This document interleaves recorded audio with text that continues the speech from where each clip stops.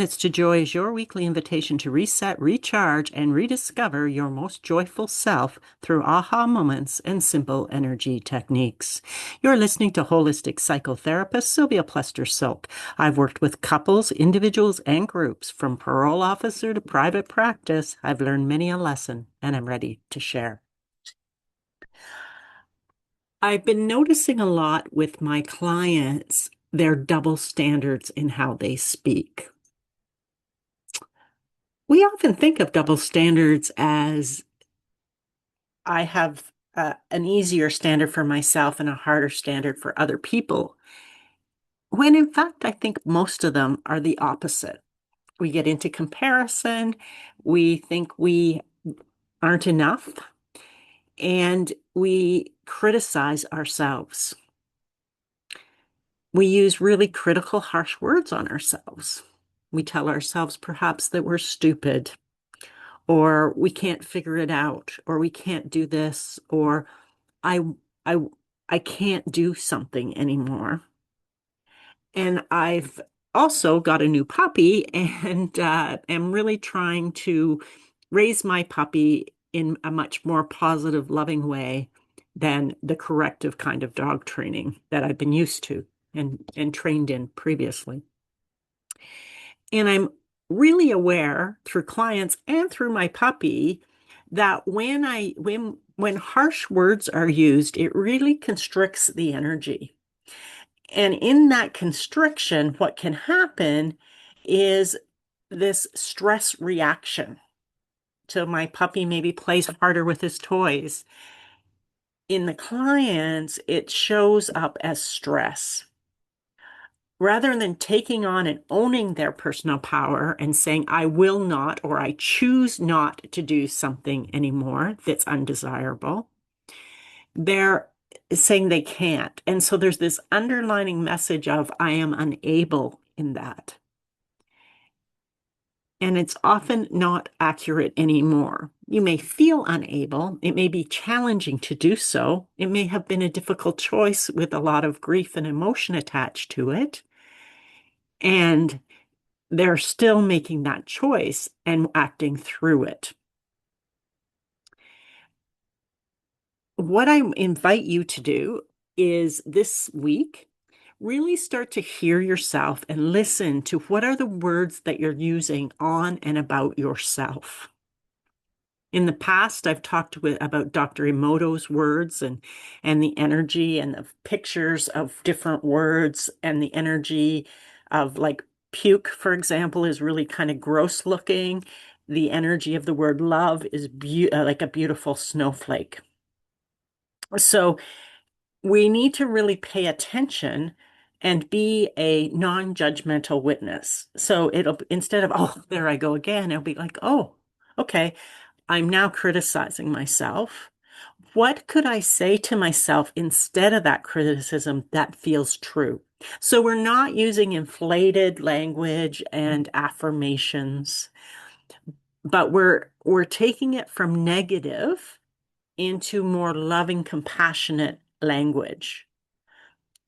And when we do that, we shift from a stress response to an expansive energy where change is more possible, where we can flow and have our energy and we can be in our beauty and be even more loving to ourselves, which is going to attract more loving to ourselves. That sounds wonderful. Who's not going to sign up for that?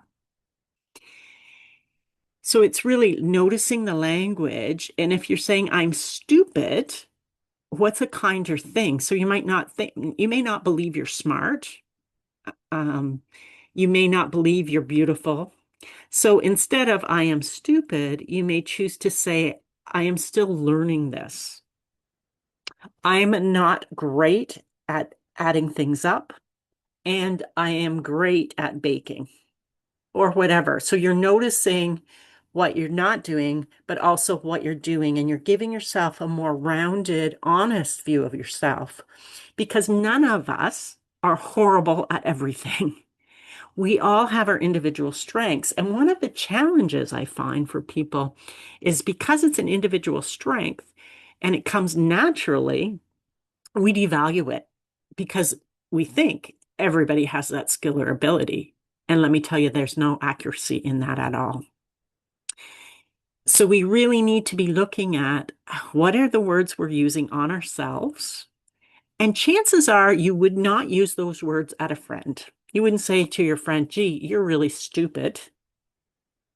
So there we are. We're back to the double standard again. How can you be more as caring to yourself as you are to everybody else? Switching these words may seem like I'm being really picky and caught in syntax, but it biologically has an impact on the neurotransmitters in your brain to cause either a stress response or a relaxation response. And we want to go more into the relaxation response because when we're in a relaxed state, we can make more choice. We see choices. When we're in a stressed state, we often see the lesser, or I don't have choice, or that kind of thing, because the brain isn't functioning as well as it could be. So we want to listen and hear our language. We want to shift it out. It might be, I am learning to. So instead of, I don't know how, I am learning how to. I am growing every day. This is hard, and I can get better at it. Or this is hard, and I choose not to do it anymore because it doesn't feel like mine to do. So it's being honest with yourself. It's hearing the words you're using. And you might start noticing your other people using words that are really harsh and critical of themselves. So as you shift and change your words, your children or the friends or family members may start to notice and change how they're thinking about themselves, because energy impacts everything. If we come in critical and angry and nasty with ourselves, the people around us are going to feel that. If, excuse me, if we come in and we're naturally compassionate to ourselves and loving to ourselves, people will also feel that and feel that they can be more themselves with us. So it's really important. Language, words create worlds.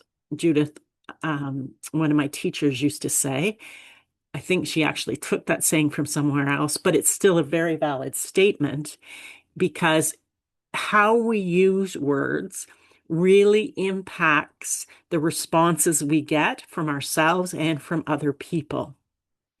So being cognizant of what we're saying and how we're saying it can actually help us shift. Awareness is always the first part of change.